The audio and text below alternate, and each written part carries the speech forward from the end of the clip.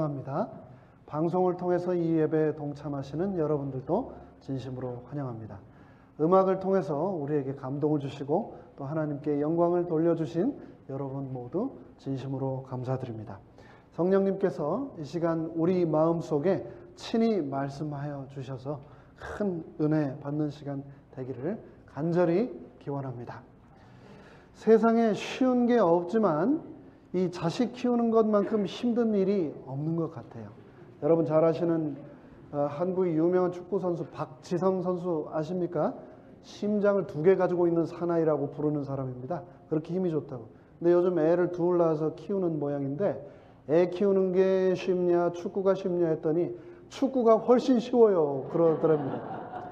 이 자식 키우는 게 정말 쉽지가 않은데 게다가 힘들게 키우더라도 특별히 이 아들은 그나마 본전을 못 찾는 경우가 많은 모양이에요.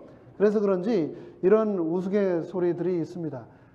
요즘 아들은 낳을 때는 1촌인데 고등학교를 졸업하면 4촌이 되고 결혼을 하면 8촌이 되고 애를 낳으면 동포가 되고 한국이나 타국으로 이민을 가면 해외 동포가 된답니다.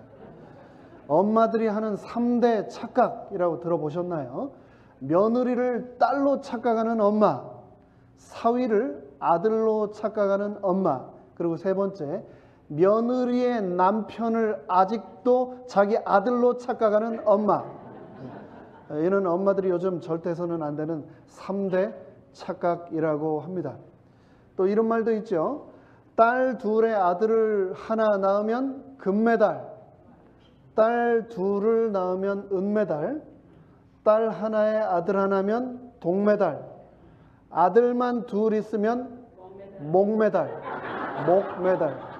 이건 무슨 메달인지 모르겠어요.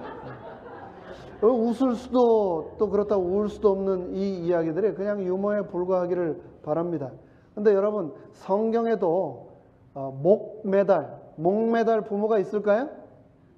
있습니다. 예. 오늘은 성경에서 예수님이 우리에게 주신 비유 중에서 가장 유명한 비유 중에 하나인 누가복음 15장의 한 목매달 아버지의 이야기를 함께 살펴보도록 하겠습니다. 또 가라사대 어떤 사람이 2 아들이 있는데 그 둘째가 아비에게 말하되 아버지여 재산 중에서 내게 돌아올 분깃을 내게 주소서 하는지라. 아비가 그 살림을 각각 나누어 주었더니. 누가복음 15장 11절은 어떤 사람이 2 아들이 있는데 라고 하면서 이야기를 시작합니다. 둘째 아들은 아버지를 떠나 아버지가 없는 곳에서 아버지로부터 자유롭게 살고 싶었습니다. 이 둘째 아들은 그게 자유이고 그게 행복이라고 생각을 했습니다. 그는 마치 아버지의 재산이 자기의 것인 양 내게 돌아올 분깃을 아버지 주세요 라고 주장했습니다. 요구했습니다. 참 예나 지금이나 아들은 목매달림에 확실합니다. 자기 분깃을 달라고 하는 이 요구하는 아들의 마음은 도대체 어떤 마음일까? 그리고 그런 아들을 바라보는 아버지의 마음은 어떤 마음일까? 먼저 분깃은 언제 요구하는 것인가? 한번 생각해 보겠습니다. 창세기 31장에 보면 아주 유명한 분깃의 이야기가 나옵니다. 바로 야곱과 그의 장인인 라반이 갈라설 때 분깃을 요구하죠. 20년이라는 세월을 살고 또 어떻게 해서든 더 살아보려고 했는데 더 이상은 안 돼서 갈라서며 자기 분깃을 달라고 하고 있는 장면이 바로 이 창세기 31장인데 자신의 사위이자 동시에 조카이죠. 그러면서 자기 손주들의 아버지인 이 야곱과의 사이에서 분깃 이야기가 등장하면서 분위기가 아주 살벌해집니다. 요즘 같은 세상에도요.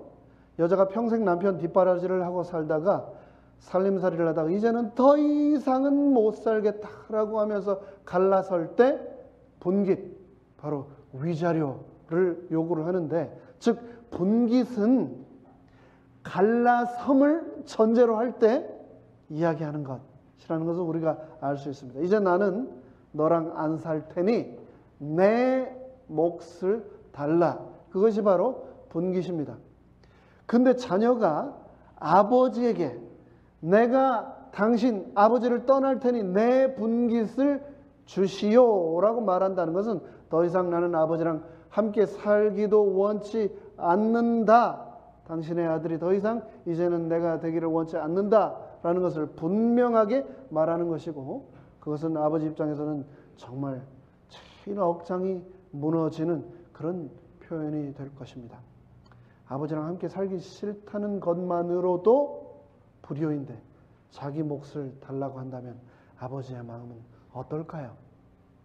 장성한 자녀가 부모를 떠날지라도 그 뒷모습은 아마 이 사진처럼 부모 마음에는 여전히 한없이 어리다 생각되어 마음이 놓이지 않는 것이 부모의 마음인데, 나실 적 괴로움 다 잊으시고 기르실 때 밤낮으로 애쓰는 마음, 진자리 마른 자리 갈아 누이시며 손발이 다 닳도록 고생하시네. 못 자고 못 먹고 못 쉬어가며 오늘날까지 키웠더니 위자료를 달라고, 분깃을 달라고 아들이 그러고 있는 겁니다. 그런데 기억하십시오. 이것이 바로 사탄의 유혹입니다. 사단은 끊임없이 우리 자신을 하나님으로부터 독립하라고 말합니다. 하나님으로부터 독립하면 또 다른 세계가 열리고 자유로워진다고 유혹합니다. 아담과 하와가 그래서 당하지 않았습니까? 사단은 신앙 생활을 계명천지 과학과 이성의 세계에서 무지와 비이성에 속는 것으로 믿게 만듭니다. 하나님과 교회로부터 착취당하는 것으로, 억눌리는 것으로 생각하도록 만듭니다. 그 후 며칠이 못 되어 둘째 아들이 재산을 다 모아가지고 먼 나라로 가서 거기서 허랑방탕하여 그 재산을 허비하더니, 먼 나라, 아들이 먼 나라로 떠났습니다. 여기에서 말하는 먼 나라는 시간적으로나 공간적으로나 아버지로부터 먼 곳을 의미합니다. 이 거리는 물리적인 거리뿐만이 아니라 영적으로도 하나님을 떠난, 하나님을 등진 죄인들의 거처, 그것이 바로 먼 나라입니다. 영적으로 성경의 다른 곳에는 애굽이라고도 하고 소돔이라고도 하고 바벨론이라고도 하는 이 세상에서 가장 먼, 하나님 편에서 가장 먼 곳, 그곳을 먼 나라라고 기록하고 있습니다. 무신론의 나라, 유물론의 나라, 우상숭배의 나라, 성공제일주의의 나라, 사단이 지배하는 나라, 바로 그 먼 나라. 교회가 바로 옆에 있어도, 심지어 교회 안에 내가 앉아 있어도 사단의 지배 가운데서 하나님을 모르고 사는 인생이 바로 먼 나라에 사는 인생이 되겠습니다. 먼 나라에서 아들은 허랑방탕하였습니다. 허랑방탕하다는 말은 삶의 기준을 잃었다는 말입니다.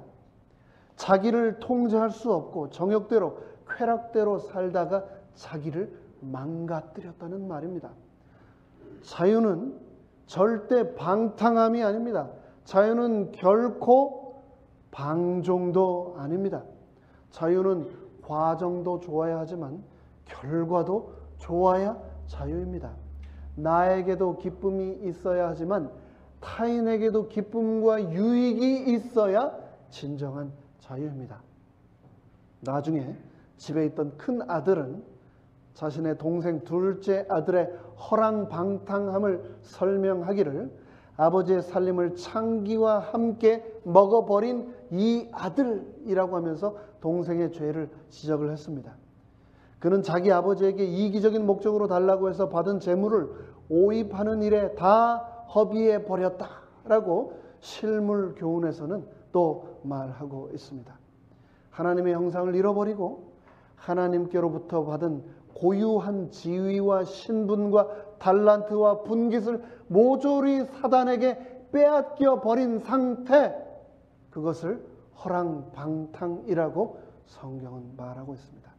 자기 것이라고 믿어왔지만 그야말로 하나부터 10까지 아버지께로부터 받은 아버지의 것을 아들은 허랑방탕하게 다 허비해버린 말 그대로 탕자였습니다. 그 후 며칠이 못 돼요. 둘째 아들이 재산을 다 모아가지고 먼 나라에 가 거기서 허랑방탕하여 그 재산을 허비하더니 다 없이 한 후 그 나라에 크게 흉년이 들어 저가 비로소 궁핍한지라. 결국 허랑방탕한 아들은 아버지의 재산을 다 잃어버리고 어떻게 되었다고요? 궁핍하게 되었다라고 성경은 기록하고 있습니다. 하나님의 보호하심이 없으면, 그분의 힘과 영향력이 나에게서 떠나시면 육적인, 심적인, 영적인 궁핍의 삶이 나에게 밀려옵니다. 궁핍이란 하나님의 부재를 말합니다. 하나님의 부재가 모든 결핍의, 궁핍의 근원이기 때문입니다. 아버지 없이 독립해서 자유롭게, 더 재미있게, 더 풍족하게 살 줄 알았는데 아버지의 것이 다 떨어지고 나니, 아버지의 힘과 영향력으로부터 멀어지니 둘째 아들은 이젠 살 길이 없었습니다. 그는 할 수 없이 남에게 붙어 살아야만 하는, 기생하여 살아야만 하는 인생의 길에 접어들게 되었습니다. 가서 그 나라 백성 중 하나에게 붙어 사니 그가 저를 들로 보내며 돼지를 치게 하였는데 저가 돼지 먹는 쥐엄 열매로 배를 채우고자 하되 주는 자가 없는지라. 아버지로부터 독립해서 홀로 살겠다고 했지만 결국 알지도 못하는 세상 누군가에게 붙어서 살아야만 하는 운명에 처하게 되었습니다. 내가 하나님을 떠나면 자유로워질 것 같지만, 뱀의 거짓말처럼 지혜로워질 것 같지만 결국은 세상의 종노릇하고 붙어 사는 기생 인생을 살 수밖에 없는 것, 그것이 우리 인생이라고 말을 하고 있습니다. 사람이라고 하는 것 자체가 누군가의 기대에서만 살 수 있는, 결코 홀로 설 수 없는 존재라고 성경은 말하는데, 여기서 중요한 것은 인생이 누구에게 기대어 사느냐에 달려 있다고 말을 하고 있습니다. 하나님께 기대어 사느냐, 아니면 세상에 기대어 사느냐. 천상천하 유아독존, 내가 세상에서 제일 잘난 줄 알고 세상에서 나 자신 말고는 믿을 사람이 없는 것 같지만, 그러면서도 늘 불안해하고 염려하며 신문에서 오늘의 운세란을 읽고 근처 점집을 기웃기웃하는 것이 우리 인생 아닙니까? 아들이 아버지에게 붙어있는 존재일 때는 몰랐는데 아버지 떠나 친구에게 붙어있다가, 모르는 사람에게 붙어있다가 나중에는 돼지한테 붙어 사는 존재가 되고 나서야 깨달았습니다. 인간도 아닌 돼지에게 붙어서 돼지가 먹는 쥐엄 열매라도 배를 채우고자 하는 그런 존재가 되었는데 그 쥐엄 열매를 주는 자조차도 없었다라고 성경은 말하고 있습니다. 여러분, 짐승 중에서 가장 냄새나고 더러운 짐승을 꼽으라고 하면 저는 돼지를 꼽을 겁니다. 여러분도 그러실 겁니다. 어떻게 같은 똥인데도 그렇게 돼지 똥 냄새는 지독한지 모르겠어요. 그런데 그 자신의 오물 위에서 뒹굴고, 그러니까 똥이 있으니까 그 위에 모기하고 이 팔이 얼마나 들끓는지. 그런데 그 돼지에 붙어 사는 인생, 얼마나 불쌍하고 비참한 존재입니까? 그는 자신이 늘 붙어 있어야 할 존재인 아버지를 떠나 먼 나라로 가서 허랑방탕하고 결국 본능으로 가득 찬 육체의 상징인 돼지와 같은 인생으로 전락하고 말았습니다. 이것이 하나님의 집을 떠나고 아버지에게 붙어 있지 않은 존재의 민낯이라는 것을 누가복음 15장은 우리에게 말하고 있습니다. 하나님 안 믿어도 잘 살던데요? 잘 먹고 잘 살던데요? 하나님 안 믿는 사람들이 도리어 더 잘 되던데요? 그렇지 않습니다. 그들의 속사정을 보면 하나님을 떠난 자들의 삶이 얼마나 공허하고 정욕과 본능으로만 가득 찬 돼지 인생이라는 것을 우리가 어렵지 않게 알 수 있습니다.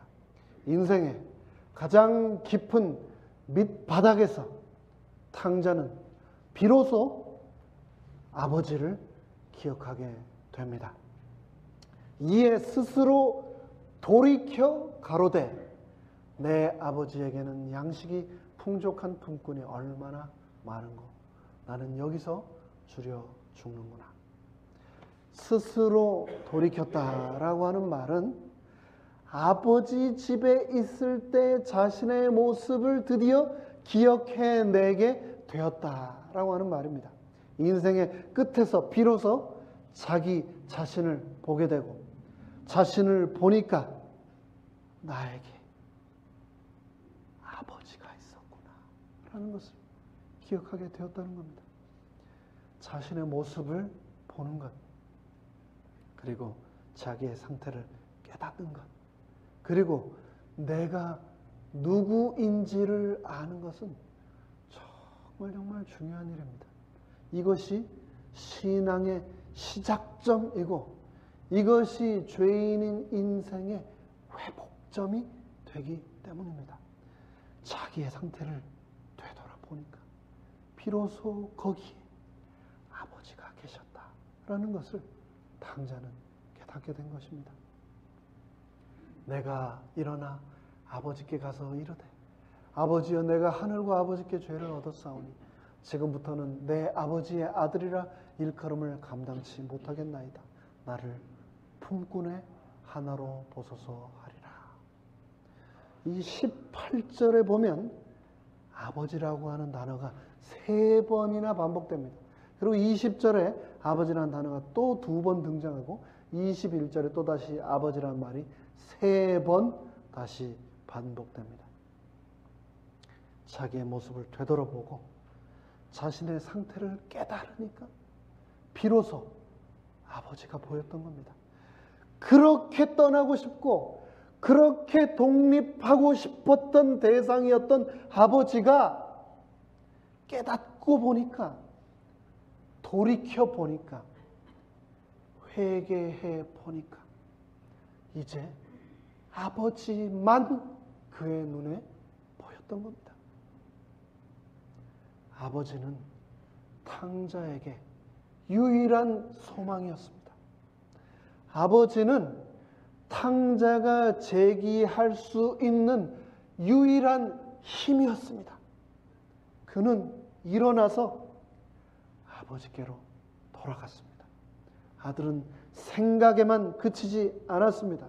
일어났고 그 아버지께로 돌아갔습니다.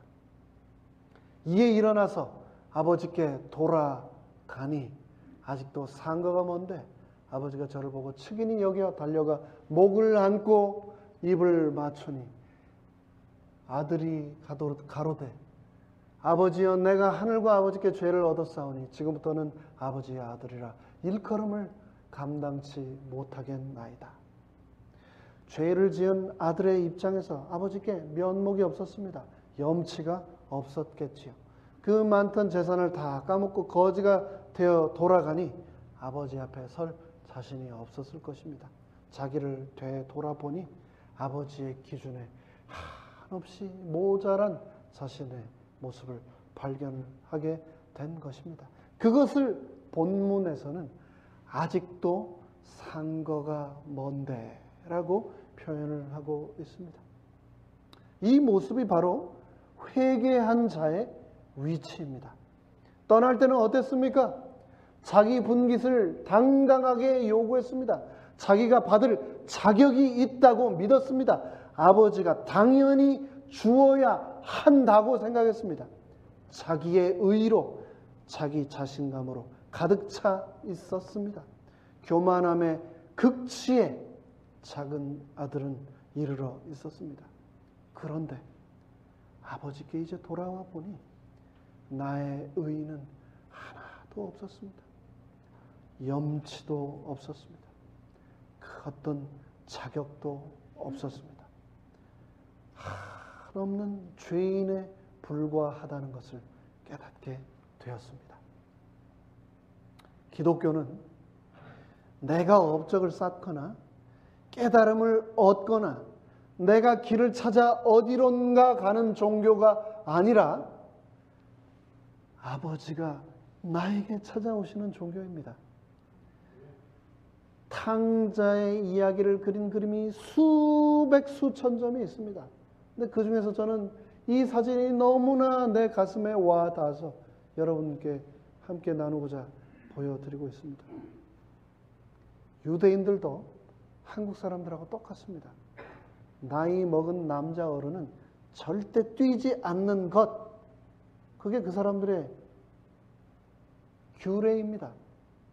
그런데 백발이 하얀 이 아버지가 아들을 보자마자 모든 체면과 주위의 시선을 다 내려놓고 아들을 향하여 뛰어가는 저 모습에서 하나님의 모습을 저는 발견할 수 있었습니다. 먼 거리에서 우리를 불쌍히 여기시고 달려와서 나를 안고 나에게 입을 맞추신 그분이 우리의 하나님이십니다. 우주 만물의 창조자이신 하나님께서 오물투성이인 나를 보고 달려와 입을 맞추시는 겁니다. 나를 보고 견딜 수 없는 그 사랑 때문에 나에게 입을 맞추시는 겁니다. 내가 비록 온 재산과 내 명예를 다 잃어버렸다 할지라도, 내가 돼지 우리 안에 살아서 더럽고 악취가 날지라도 나 같은 죄인을 달려와서 안고 입을 맞춰 주시는 분, 그분이 바로 우리가 믿는 하나님이라고 성경은 말하고 있습니다. 아버지는 종들에게 이르되 제일 좋은 옷을 내어다가 내 아들에게 입히고 손에 제일 귀한 가락지를 끼우고 그리고 이 벗은 발에 신을 신기라고 말씀하셨습니다. 제일 좋은 옷을 입힌다는 말은 무슨 말일까요? 거지에 불과했던, 돼지 치던 타락한 탕자에 불과했던 나의 신분을 회복시키신다는 말씀입니다. 종에서 아버지의 아들로 회복시키신다는 말씀입니다. 아담에게 양을 죽여 가죽 옷을 하나님께서 입히셨던 것처럼 그리스도의 피로 우리의 죄를 가리시고 아들로서의 신분을 회복하시겠다는 하나님의 주권이 담겨 있는 말씀입니다. 손에 가락지를 끼우신다고 말씀하셨습니다. 아버지의 품 안에 있을 때 가락지가 많았을 것입니다. 하지만 내가 허랑방탕하여 그 가락지를 다 팔아먹고 빈손으로 있는데 이제 새롭게 돌아온 그 아들에게 새 언약의 반지를 친히 끼워 주신다는 말씀입니다. 하나님의 약속, 나에게 다시 한번 기회를 주시며 내 안에 머물고 나를 떠나지 말라라고 하는 아버지의 새 약속의 반지를 끼워 주신다는 말씀입니다. 그리고 벗은 그 발에 신을 신겨 주신다는 말씀은 참 자유를 주신다는 말씀입니다. 이제 아버지의 아들로서 주 안에서 모든 것을 행하고 다니고 누릴 수 있는 자유를 허락하여 주시겠다고 하는 약속입니다. 나는 하나님 앞에 부족하지만 하나님께서는 나를 아들과 딸로서 입히시고 가락지를 끼우시고 신발을 신기시는 분이라는 사실을 기억하게 되시기를 간절히 바랍니다. 오늘 이 누가복음 16장의 본문을 우리는 흔히 탕자의 비유라고 합니다. 성경에서 가장 유명한 예수님의 비유 중에 하나이죠. 오늘 이 본문의 이야기를 통해서 여러분은 이 누가복음 15장 탕자의 비유의 주인공이 누구라고 생각하십니까? 회개하고 아버지께 돌아간 탕자? 아니면 아버지와 동거하면서도 아버지의 참된 사랑과 은혜를 깨닫지 못한 큰아들, 집안의 탕자? 저는 이 비유의 주인공을 아버지라고 생각합니다. 아버지가 집을 떠난 작은 아들을, 그리고 또 집 안에 있지만 마음으로 아버지를 떠난 큰 아들을 사랑과 인내와 기다림으로 받아주시는 바로 아버지가 주인공이라고 생각을 합니다. 실물 교훈에서는 그를 집으로 이끌리게 한 것은 곧 아버지의 사랑이었다라고 말을 하고 있습니다. 아버지의 사랑이 이 모든 스토리를 완성시키신 겁니다. 구약 성경에서는 하나님과 이스라엘 백성과의 관계를 남편과 아내로 종종 묘사를 합니다. 이사야 54장 5절에서 이는 너를 지으시니가 너의 남편이시라 여호와의 말씀이니라. 그리고 예레미야 3장 14절에서도 배역한 자식들아 돌아오라 나는 너의 남편임이라. 수도 없이 하나님께서는 이스라엘 백성의 남편이라고 말씀을 하셨는데 신약에서 예수님께서 이 땅에 오셔서 마태복음 5장에 말씀하시기를 예수님께서 제자들에게 가르침을 시작하실 때 이렇게 말씀하셨습니다. 하늘에 계신 너희 아버지께 영광을 돌리라. 하늘에 계신 너의 아버지가 모든 것을 갚으시리라. 은밀히 보시는 너희 아버지가 갚으시리라. 그리고 마태복음 6장에서 제자들에게 가르쳐 주신 기도에서도 하늘에 계신 우리 아버지여 라고 하면서 하늘에 계신 하나님이 우리의 아버지라고 하는 표현을 반복해서 사용하고 있습니다. 여기서 중요한 것은 남편과 아내의 관계는 서로의 선택과 언약으로 이루어지는 관계이지만 아버지와 자녀의 관계는 이것과는 다르다는 겁니다. 자녀들은 아버지의 일방적이고 한없는 사랑과 은혜와 축복의 대상이 되고 영원히 변하지 않는 관계 속에 거하게 된다고 성경은 말을 하고 있습니다. 이 비유를 통해서 또한 우리에게 하나님께서는 바른 축복의 원리를 가르쳐 주고 계십니다. 아버지는 큰 아들에게 이렇게 원망하는 불평하는 큰 아들에게 31절에 말씀하셨습니다. 나와 네가 함께 있으니 나의 모든 것이 다 너의 것이다 라고 하나님은 말씀하고 계십니다. 네 것은 내 것이고 내 것은 내 것이다가 아니고 뭐라고요? 내 것도 네 것이고 네 것도 네 것이다. 네가 나와 함께 있는 한 모든 것은 다 너의 것이다 라고 하나님은 말씀하셨습니다. 물질을 쫓아가면 아버지도 잃고 진정한 관계도 사랑도 잃고 결국은 다 잃게 되는데 믿음도 잃어버리게 되는데 반대로 하나님 아버지를 붙잡으면 모든 것의 주인이 된다. 아버지 안에 영원한 사랑이 있고 참된 은혜가 있고 축복이 있기 때문에 모든 것이 다 은혜가 되고 너의 것이 된다라고 성경은 말을 하고 있는 겁니다. 1971년 뉴욕 포스트의 피트 해밀이라고 하는 칼럼니스트가 자신이 직접 들은 한 이야기를 재구성해서 Going Home, 한국말로 귀향이라고 하는 글을 신문에 발표했고 그 다음에 리더스 다이제스트에 그 글을 게재하게 되었는데 나중에 이것이 미국의 TV 드라마 또 음악 앨범으로 만들어졌다고 합니다. 이야기를 잠시 들려드리겠습니다. 플로리다주의 포트 로더데일로 가는 대륙 횡단 버스에 젊은이들이 가득 타 즐겁게 웃고 떠들고 있었는데 한 정거장에서 웬 남루한 옷차림의 청년 한 명이 버스에 탔습니다. 청년은 버스 구석에 아무 말 없이 조용히 앉아 있었는데 근심이 가득한 표정이었습니다. 버스에 있던 젊은이들이 커피와 도넛을 나누어 주면서 말을 붙이기 시작했습니다. 이윽고 마음이 열린 그 청년은 자신의 사연을 털어놓았습니다. 청년은 고등학교 때 집에 있는 돈을 다 훔쳐서 무작정 도시로 도망을 쳤다고 말했습니다. 그리고 그 타향에서 객지에서 금세 훔쳐 가지고 간 아버지의 돈을 다 탕진한 후 먹고 살기 위해 온갖 범죄를 저지르다가 마침내 도둑질을 하고 감옥에 가게 되었습니다. 감옥에 있으면서 이 청년은 자신이 부모님의 마음을 얼마나 아프게 했는지 비로소 깨닫고 편지를 썼다고 합니다.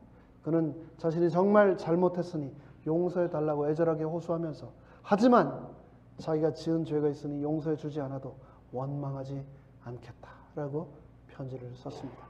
다만 자기가 추록하는 날 바로 고속버스를 타면 오후 몇 시쯤 동네 앞 버스 정거장을 지나가게 될 텐데 만약 아버지가 자기를 용서하고 받아준다면 그 버스에서 내려서 집으로 걸어갈 테니 정거장 앞에 있는 은행나무 가지에 노란 손수건 하나를 걸어달라고 부탁을 했습니다. 그런데 노란 손수건이 걸려 있으면 집으로 돌아갈 것이지만 노란 손수건을 걸지 않으셔도 원망하지 않고 버스를 타고 멀리 가서 다시는 돌아오지 않겠다고, 그럴지라도 추워도 아버지를 원망하지 않겠습니다 라고 편지를 썼습니다. 이 사연을 듣고 난 버스 안에 있던 젊은이들은 일순간 술렁이기 시작했습니다. 왜냐하면 곧 청년의 고향이 이르렀기 때문이었습니다. 모두를 창에 매달려서 편지의 그 은행나무를 찾기 시작했습니다. 그러나 정작 이 청년은 너무나 떨려서 감히 밖을 내다보지 못하고 고개를 푹 숙이고 있었습니다. 버스가 서서히 커브를 돌면서 마침내 편지 속에 나무가 보이기 시작했습니다. 모두가 숨을 죽이고 바라보던 그 순간 밖을 보던 젊은이들이 박수를 치고 환호성을 지르며 청년을 일으켜 밖을 내다보게 했습니다. 은행나무 가지마다 노란 손수건이 한 장이 아니라 10장이 아니라 은행나무 전체에 노란 잎으로 출렁이는 듯 달려 있었기 때문이었습니다. 아들이 보지 못할까 봐. 그리고 그것도 모자랐는지 그 앞에 웬 노신사가 엄청나게 큰 노란 깃발을 들고 버스를 향해 힘차게 흔들어 대고 있는 것이 아니겠습니까? 청년의 눈에서 눈물이 맺히기 시작했습니다. 그리고 이윽고 버스가 멈추자 청년은 우레와 같은 박수를 받으며 차에서 내렸습니다. 젊은이들은 꼭 껴안고 울고 있는 아버지와 아들의 모습이 보이지 않을 때까지 그들을 바라봤다고 합니다. 오늘의 본문 누가복음 15장뿐 아니라 이 성경 전체를 관통하는 주제가 하나가 있는데 그것이 바로 기다림입니다. 하나님의 기다림. 누가복음 15장은 잃어버린 양, 그리고 잃은 은전, 그리고 잃은 아들의 이야기, 이 세 비유가 모여있는 장입니다. 잃어버린 양을 향하여, 잃은 은전, 그리고 잃어버린 자녀를 향하여 돌아오라라고 하는 이 외침은 성경 전체에 울려 퍼지고 있습니다. 여러분 꼭 기억하시기 바랍니다. 성경을 펼치면 하나님의 노란 손수건이 장마다 펄럭이고 있다는 그 사실을 말입니다. 이에 일어나서 아버지께로 돌아가니 아직도 상거가 먼데 아버지가 저를 보고 측은히 여겨 달려가 목을 안고 입을 맞추니 이는 내 아들은 죽었다가 다시 살아났으며 내가 잃었다가 다시 얻었노라 하니 저희가 즐거워하더라. 하나님을 떠난 자의 귀향은 아버지에게는 그 무엇과도 바꿀 수 없는 최고의 기쁨입니다. 그래서 성경은 계속해서 나를 향하여 돌아오라고 호소하고 있습니다. 이스라엘아, 너의 하나님 여호와께 돌아오라. 내가 내 허물을 빽빽한 구름에 사라짐같이 너의 죄를 안개에 사라짐같이 도말하였으니 너는 나에게로 돌아오라. 여호와의 말씀에 너희는 이제라도 금식하며 울며 애통하고 마음을 다하여 내게로 돌아오라 하셨으니 너희는 옷을 찢지 말고 마음을 찢고 너희 하나님 여호와께로 돌아올지어다. 제가 오늘 여러분께 드린 말씀의 제목은 귀향입니다. Going home, 집으로 돌아가는 겁니다. 성경 장마다 펼쳐진 하나님의 노란 손수건의 펄럭임을 보면서 지금도 아버지께서 집에서 나를 기다리고 계시다는 사실을 기억하게 되시기를 간절히 바라면서 말씀을 마치겠습니다.